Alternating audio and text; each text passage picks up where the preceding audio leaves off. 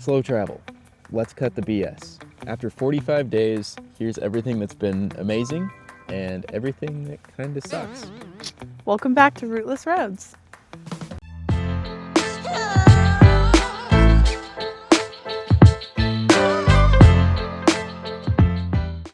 The last 45 days, we have been traveling between Budapest and Prague, and we've experienced some really high highs and some low lows.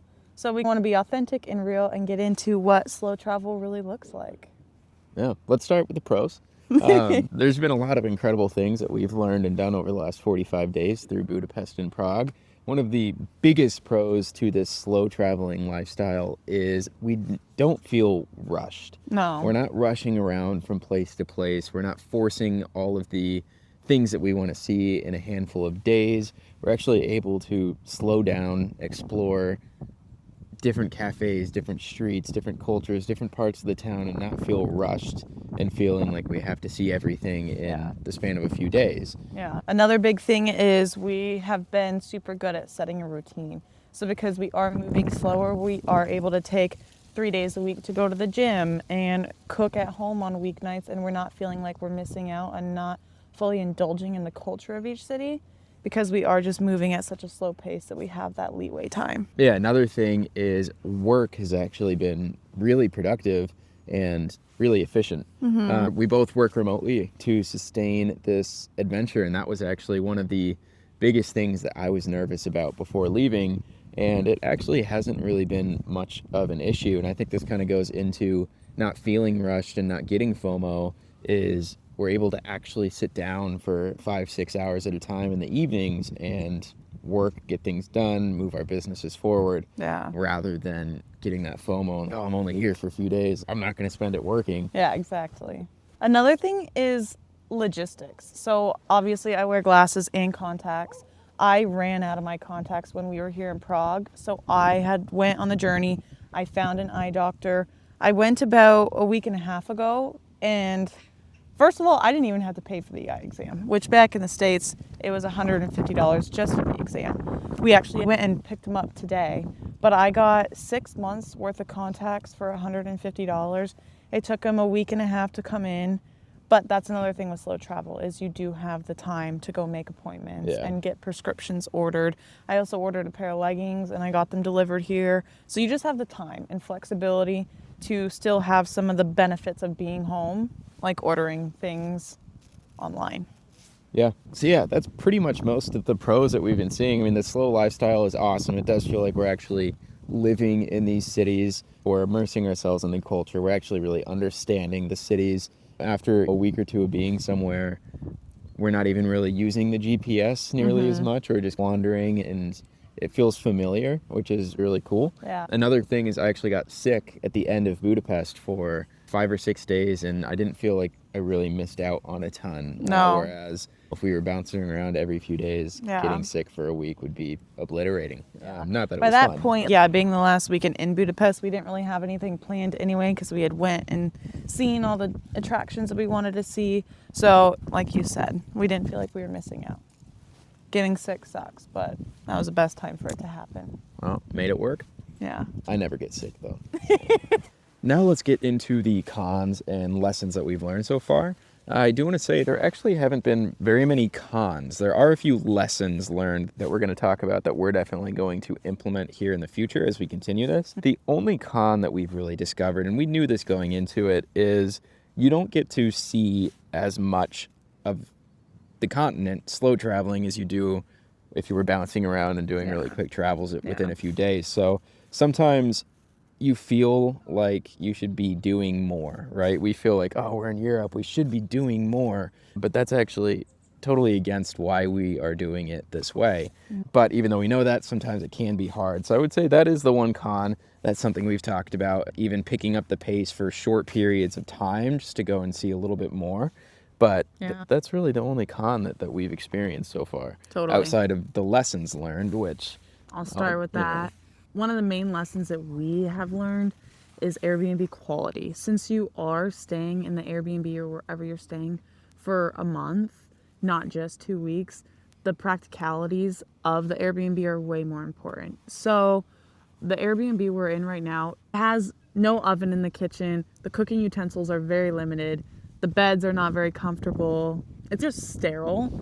But Yeah. if you were here for a week, it would be perfect because you'd be out sightseeing more anyway. You wouldn't be home as much, but we spend a lot of time at home. The office spaces in the Airbnb right now are not very sufficient for what we're trying to do.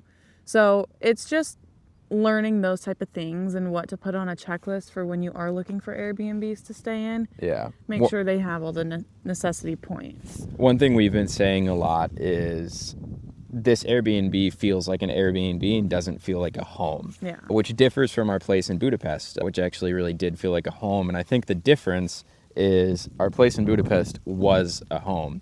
In the description, the owner had mentioned that her and her husband and her kid had actually lived there for 10 years before they started renting it out.